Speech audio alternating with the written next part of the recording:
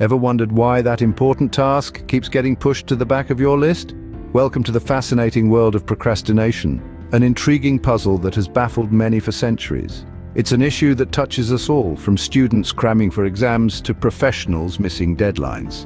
But what exactly is procrastination? Simply put, it's the act of delaying or postponing tasks or actions, especially those that are necessary or important. Now, why do we procrastinate? The reasons are as varied as the people who do it.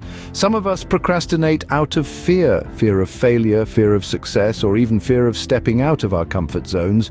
Then there are those who procrastinate due to a lack of clear goals or motivation. Without a solid target to aim for, it's all too easy to push tasks aside, promising ourselves we'll get to them later. And let's not forget the role that distractions play.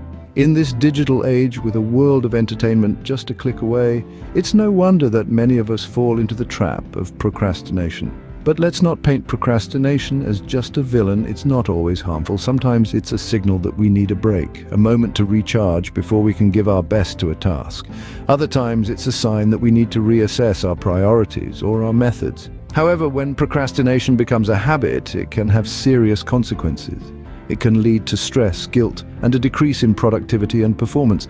It can affect our personal lives, causing us to miss out on opportunities or fail to meet our own expectations. In our professional lives, it can result in missed deadlines, poor work quality, and even damaged careers. In essence, procrastination is like a puzzle. It's a complex mix of emotions, habits, fears, and distractions, and like any puzzle, it can be solved. But to do so, we first need to understand it, to recognize its patterns and triggers. Only then can we start to untangle the threads and find a path forward. Procrastination, the thief of time, can rob us of more than just productivity. And as we peel back the layers of this puzzle, we'll uncover strategies to reclaim our time, focus, and ultimately our lives. To combat procrastination, first we must understand it. Now, let's dive into the science behind procrastination. It's not just about being lazy or lacking willpower, as some might believe. There's a whole psychology behind it, involving two key characters: the instant gratification monkey and the panic monster. Imagine your brain as a ship, with the rational decision maker as the captain. The instant gratification monkey, however, is a mischievous creature that loves fun and distractions.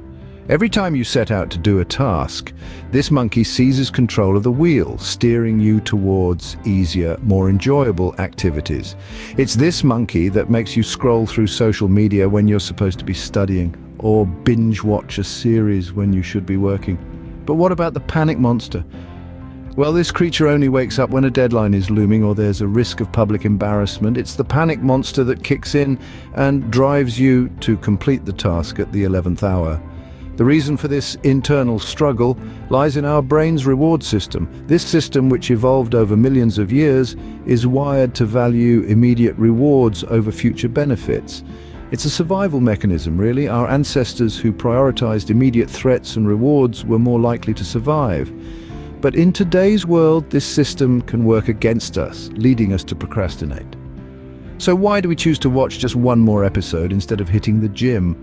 Or why do we choose to scroll through endless social media feeds rather than working on our projects? It's because these activities give us immediate pleasure, and our brains love that. But the problem with immediate gratification is that it's often fleeting. The satisfaction we get from finishing a task, on the other hand, is long-lasting. It's just that our brains struggle to recognize this. Understanding the science behind procrastination can be the first step in overcoming it. By recognizing the instant gratification monkey and the panic monster in our own lives, we can start to take control of our actions and navigate our way to success. So let's continue our journey and explore some strategies to overcome procrastination. Now that we understand the why, let's delve into the how. How can we overcome procrastination? Procrastination is a complex beast, but fortunately there are strategies we can employ to tame it. These strategies aren't just about willpower or force, they're about understanding how our minds work and using that knowledge to our advantage. Firstly, let's talk about the Pomodoro technique.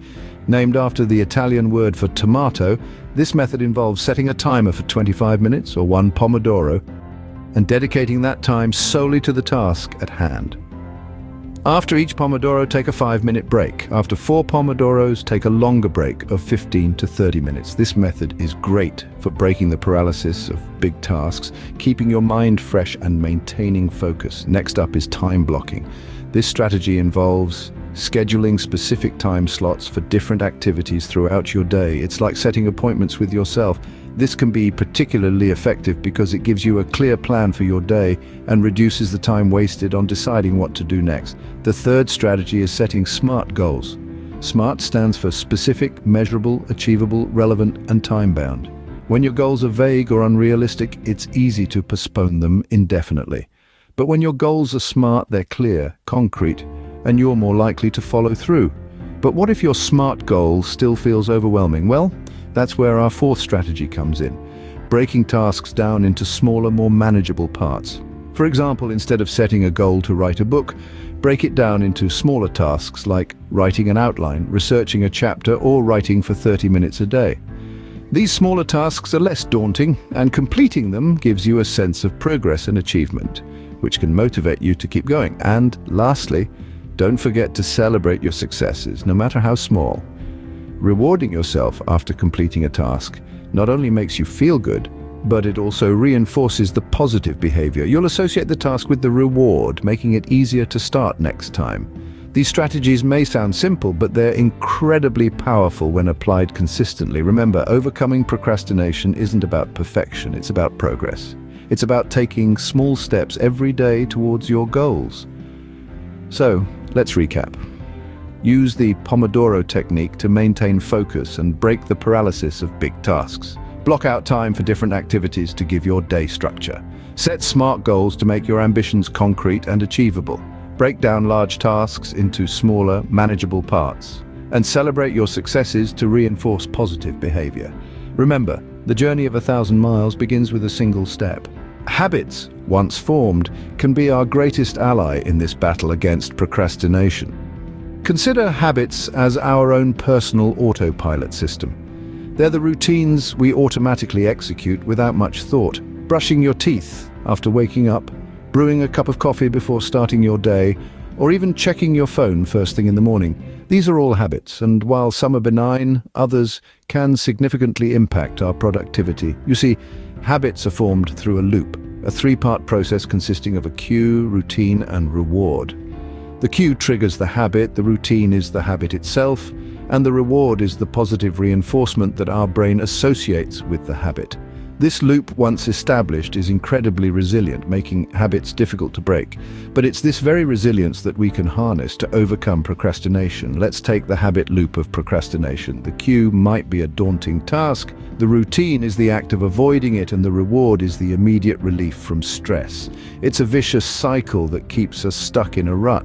But what if we could tweak this loop for our benefit? The key lies in changing the routine while keeping the cue and the reward the same. For instance, the cue remains the daunting task, but instead of avoiding it, we start breaking it down into smaller, more manageable tasks. That's our new routine. The reward remains the same, relief from stress, only now it's not temporary relief from avoidance, but lasting relief from having made progress. By understanding and manipulating the habit loop, we can turn the tables on procrastination. Instead of being controlled by our habits, we can take control of them. We can replace the habit of procrastination with a habit of productivity. The power of habit is a formidable force, one that can either propel us towards our goals or hold us back. It's up to us to decide which direction we want to go.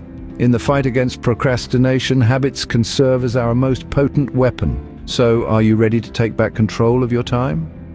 As we've journeyed together through the complex maze of procrastination, we've unearthed some key insights.